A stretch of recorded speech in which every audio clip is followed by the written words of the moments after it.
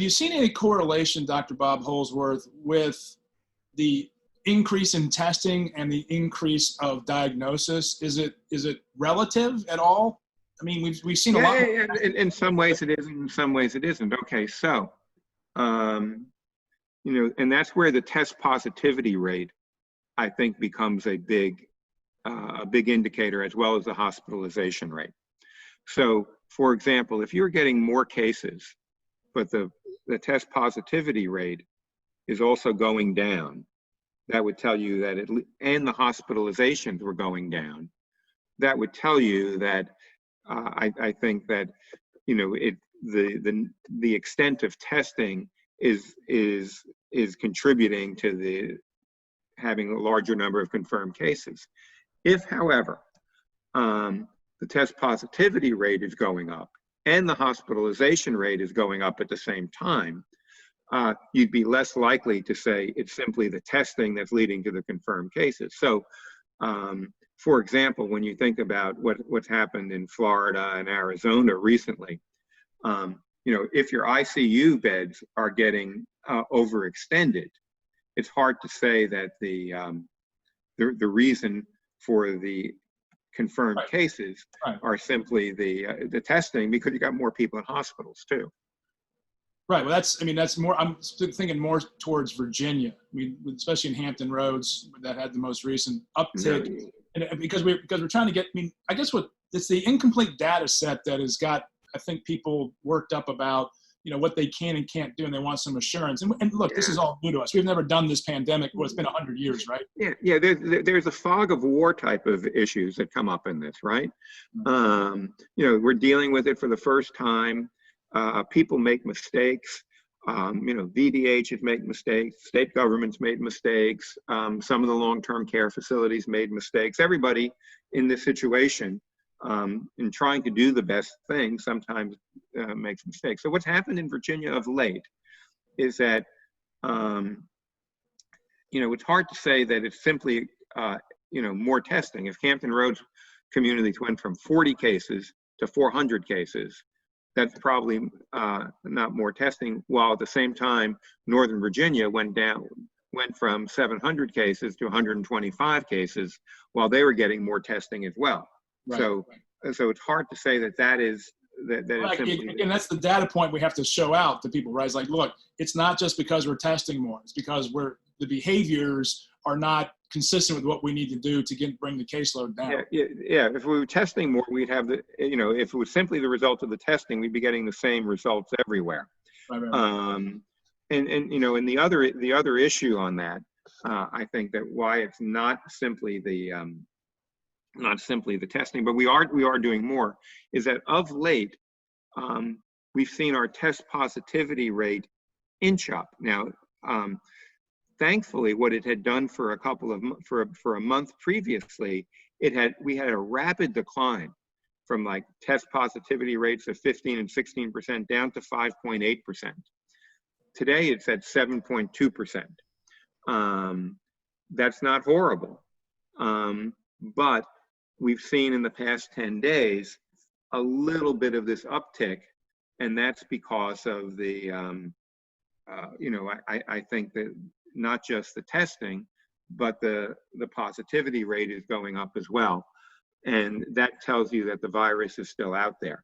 You know, in New York right now, they're getting test positivity rates around 1% there. That shows you they've really kicked it out, at least for the time being. It looked like we were getting to that rate. You know, we were getting down to 5.6%, 5.8%. Looked like we were, you know, every day we were declining in the 7-day rolling average. And for the past 10 days, it's inched back up. Okay, it hasn't, you know, it hasn't spiked back up. It's, you know, not at 10%, it's not at 12%, but it's sort of been moving in the wrong direction a little bit, and that's because of these other places outside of Northern Virginia where the virus is now migrated to. Is there any way to correlate the movement of people to those positivity rates? Because in New York City, there's estimated 500,000 people have left the city of New York. I mean, they fled. after this broke out, right? And I wonder if the movement towards Hampton Roads for beachgoers and even the day trippers going from Chesapeake, Suffolk that you mentioned before, is there any way to show that in the data just yet? No, I haven't been able to find any way of doing that. I think, by and large, we thought, we certainly thought when we went to phase 2 and then to phase 3, that cases would go up somewhat.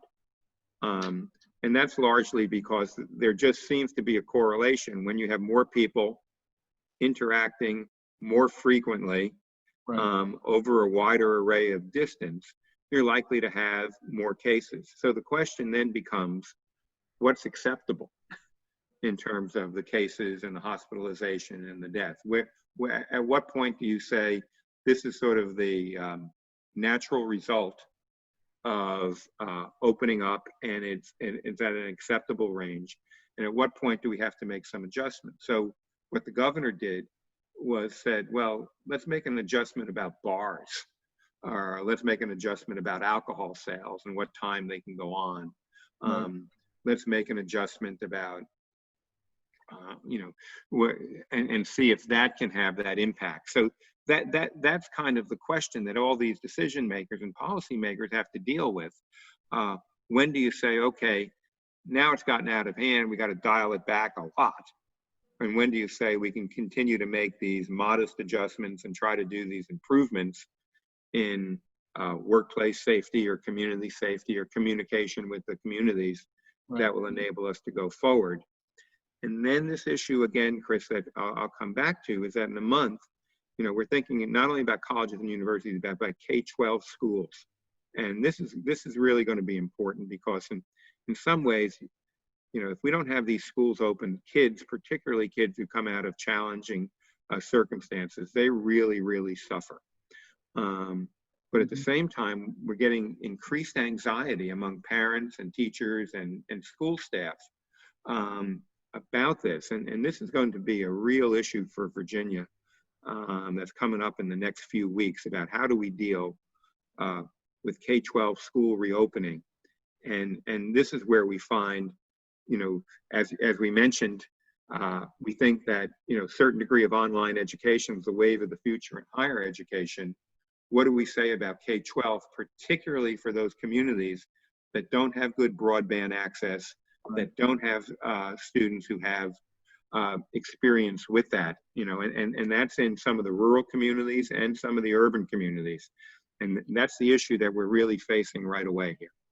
And that absolutely on the K through 12, especially given the fact that most teachers aren't equipped and haven't been trained to, take it full advantage of the virtual education. But I think one of the questions that people in the political context, and I know Dr. Bob Holsworth, you get this because of your political science background.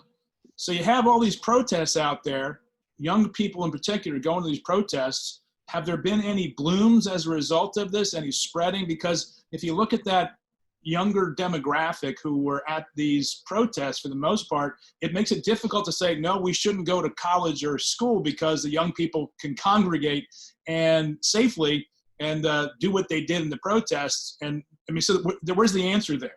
I mean, I think that's a. Yeah, well, yeah, I mean, the answer, okay, here's the question as I see it there. At the moment, let us say, I think probably the largest protests have been in RVA in Virginia. They were large. And the Richmond area haven't seen a discernible, at least right now, a discernible rise. It had, we're getting somewhere around 80 to 120 cases a day in what I call the RVA communities, and that extends from Hanover to Prince George. And I've seen, as I said, Henrico is getting about 20 cases a day, Richmond somewhere between 20 and 30, Chesterfield usually a little more actually.